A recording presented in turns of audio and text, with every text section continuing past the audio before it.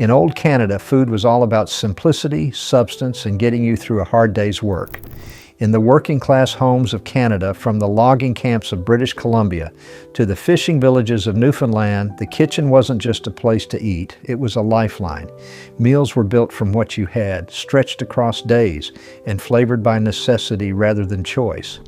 In this video, we're taking a nostalgic journey back through 15 classic Canadian working-class meals. Simple, filling, and full of history. Stay until the end. You might just rediscover a dish your grandmother used to make or one you'd completely forgotten about.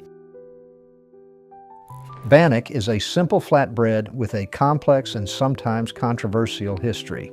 While it's now deeply embedded in Indigenous culture across Canada, the modern version was actually introduced by Scottish fur traders in the 18th and 19th centuries.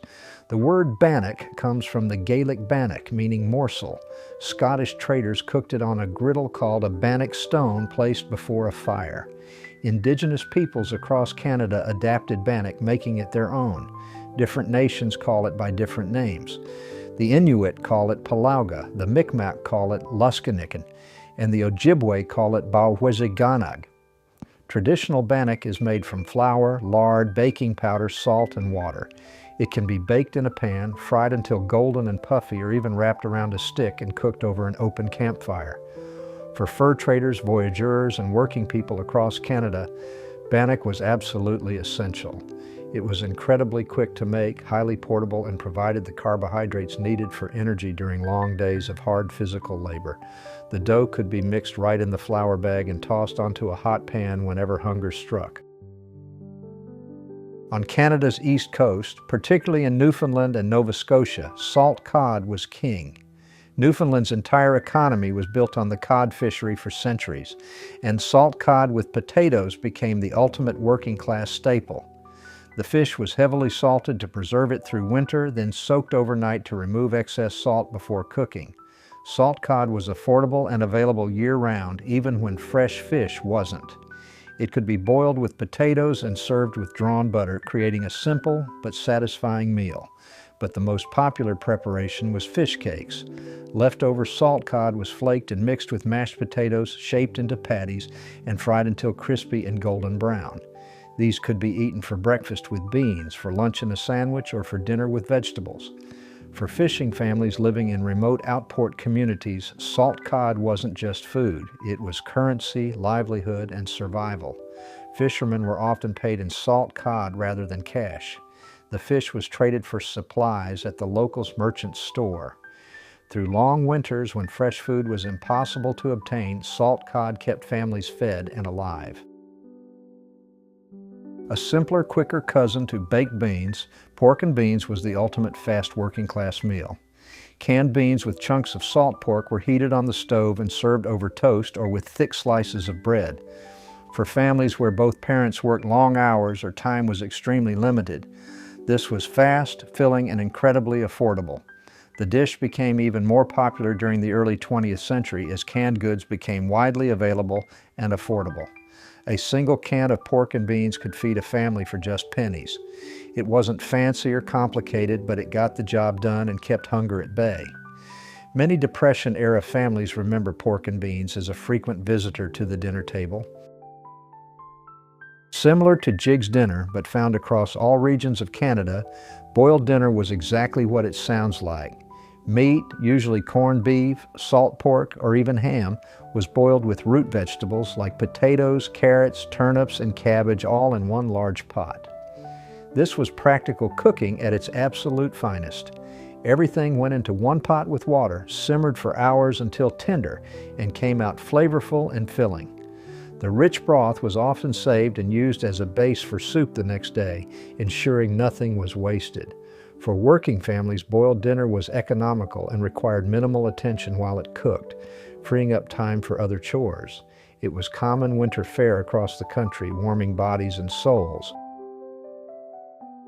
Before refrigeration became common in Canadian homes, salt pork was an absolute staple. Sliced thick and fried until the edges were crispy and golden, it was served alongside boiled or fried potatoes. The rendered fat from the pork was never wasted. It was used to cook the potatoes, adding incredible flavor. This simple meal was especially common in rural areas, fishing villages, and logging camps across Canada. Salt pork lasted almost indefinitely without spoiling, making it reliable when fresh meat wasn't available. For lumberjacks working in isolated camps and farmers putting in long days, this high-fat, high-calorie meal provided exactly the energy needed for grueling physical labor in cold conditions. Sometimes the simplest meals tell the most powerful stories. Boiled potatoes smothered in gravy was a common dinner when money was especially tight. The gravy might be made from precious meat drippings saved from a Sunday roast, or when times were really hard, simply from flour, butter, and water seasoned with salt and pepper. Potatoes were cheap, filling, and grew well in Canadian soil from coast to coast. For families struggling to make ends meet, a plate of potatoes and gravy wasn't just food, it was survival. Many Canadians who grew up during the Great Depression remember this meal as a regular feature at the dinner table, sometimes appearing several times a week. Corned beef hash was a clever way to stretch canned corned beef even further. The beef was chopped fine and fried with diced potatoes and onions until everything developed a crispy, golden crust. A fried egg on top made it a complete, satisfying meal. This dish was popular because everything could be cooked in one cast iron pan, making cleanup easy. It was quick to prepare, filling, and made use of affordable shelf-stable ingredients. Canned corned beef lasted indefinitely in the pantry, potatoes were cheap, and onions added flavor. For busy working families, corned beef hash was a reliable weeknight dinner that everyone enjoyed. This thick, hearty yellow split pea soup is a French-Canadian classic that sustained the habitants, the early French settlers who farmed the land along the St. Lawrence River. Made with yellow split peas, ham hock or salt pork, onions, carrots, celery, and savory herbs like thyme and bay leaves. This soup was filling, nutritious, and economical enough to feed a family for several days. The soup's origins trace back to the early 1600s, when French explorers like Samuel de Champlain brought dried peas and salt pork on their transatlantic voyages. These ingredients were hearty, long-lasting, and became essential staples in the Canadian diet. As settlements grew along the St. Lawrence, habitants relied on pea soup throughout the long winters when fresh food was nearly impossible to obtain. What made Habitant Pea Soup so essential to working-class families was its incredible economy and nutritional value. Dried yellow split peas were cheap and stored indefinitely. A ham hock or piece of salt pork added depth and flavor while providing protein and fat. The soup could be made in massive batches and actually tasted better the next day as the flavors melded together. It was traditionally served with thick slices of homemade bread, creating a complete meal that stuck to your ribs and kept you warm through the coldest Canadian winters. The soup became so beloved that it was commercialized. Campbell's launched a canned version called Habitant Pea Soup in 1918, and it became a household staple across Canada. To this day, many Canadians remember the distinctive yellow can in their pantries and the comfort of a steaming bowl on a cold winter day. Canadian pancakes served with pure maple syrup weren't just for breakfast. For many working families, they were dinner too. Thick, fluffy pancakes made from flour, eggs, milk, and baking powder were affordable and filling. Maple syrup, tapped from trees across eastern Canada, was often collected by families themselves. In logging camps, massive pancake breakfasts were legendary, with lumberjacks consuming stacks before heading out for hard labor in the cold. Few dishes are as closely tied to the working-class roots of Newfoundland and Labrador as Jiggs Dinner. This hearty one-pot meal of salt beef, cabbage, turnip, carrots, potatoes, and peas pudding was the Sunday dinner for generations of families across the island. The name comes from a popular 1920s American comic strip called Bringing Up Father, whose main character, Jiggs, was an Irish immigrant who won the lottery, but still preferred his working-class meal of corned beef and cabbage. Jiggs Dinner has strong Irish roots brought to Newfoundland by Irish settlers who made up a significant portion of the island's population. The dish is essentially the Newfoundland version of Irish corned beef and cabbage adapted to local ingredients and conditions. Salt beef was cheap, readily available, and preserved exceptionally well through the harsh Newfoundland winters. Families would soak the salt beef overnight to remove excess salt, making it tender and less salty. Everything was boiled together in one large pot, creating a rich, flavorful broth. Peas pudding, made from yellow split peas, was cooked in a cloth bag suspended in the boiling broth, soaking up all those wonderful flavors. Some families also added figgy duff, a sweet pudding cooked the same way. The beauty of Jiggs Dinner was in its simplicity and economy. For working-class families, this meal required minimal ingredients but maximum time. It simmered for hours, filling the entire house with steam that fogged up the windows and the unmistakable aroma of comfort food. Everyone knew when Jiggs Dinner was cooking. Leftovers were treasured and often fried up the next day as cabbage hash, giving the meal a completely different texture and taste. To many Newfoundlanders, the smell of Jiggs Dinner cooking is a direct ticket back to childhood and their grandmother's warm kitchen. Pemmican is an indigenous food that became absolutely vital to Canada's fur trade in the country's early development. Made from dried meat pounded into a fine powder, mixed with rendered fat and sometimes dried berries like saskatoon or cranberries, it was incredibly nutritious and could last for years without spoiling. The name comes from the Cree word Pemmican, derived from pemi, meaning fat or grease. Indigenous peoples across the prairies made pemmican from whatever meat was available, usually bison, deer, elk, or moose. The meat was cut into thin strips and dried until hard and brittle, then pounded into powder. This was mixed with rendered fat in roughly equal proportions and formed into compact cakes or stored in rawhide bags. Pemmican was revolutionary for its time. It was lightweight, energy-dense, and packed with protein and fat. Fur traders and voyageurs relied on it completely during the short trading season when lakes and rivers were free of ice. They had to carry all their food with them on grueling journeys that lasted months. Pemmican provided everything they needed to survive. The Métis people became expert pemmican producers, supplying the fur trade companies.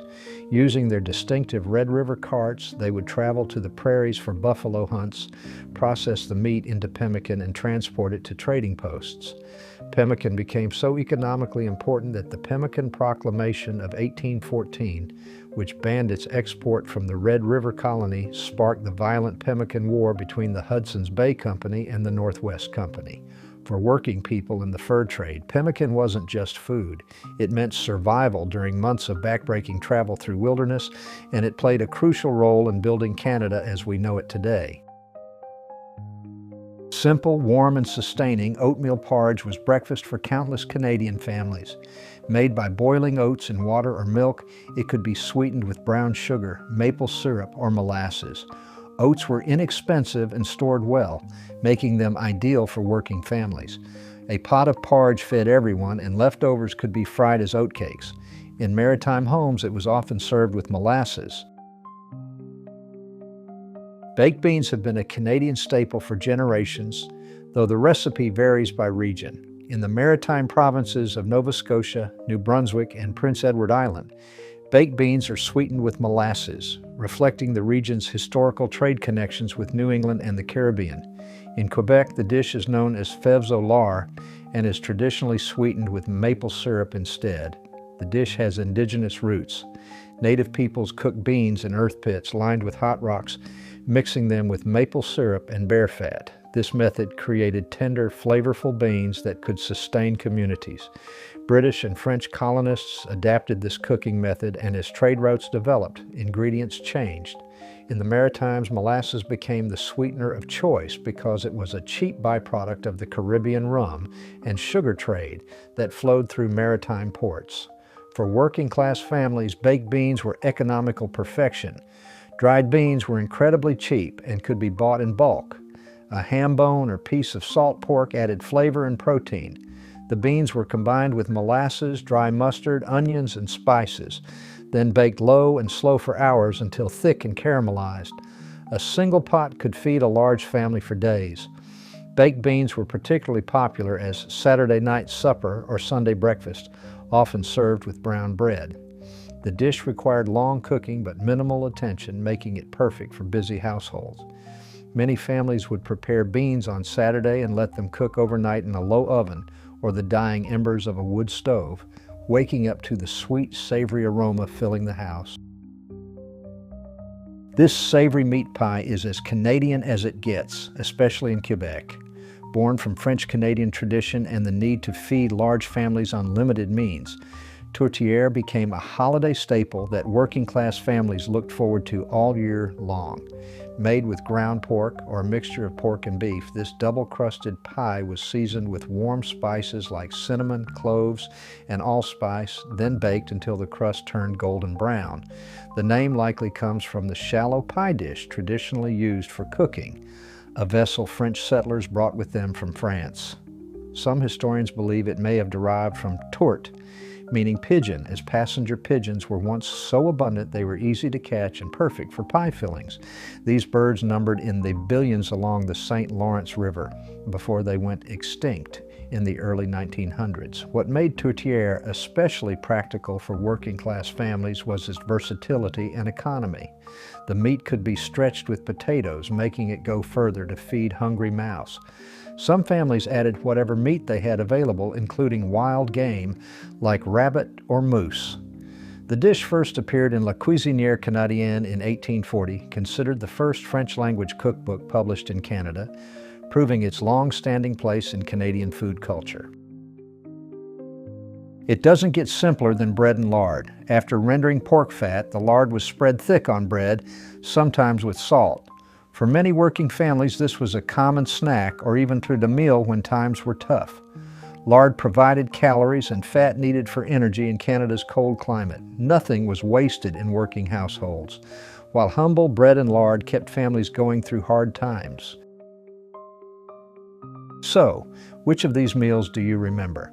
Let me know in the comments below if you've tried any of these classic Canadian dishes or have your own nostalgic favorites to share.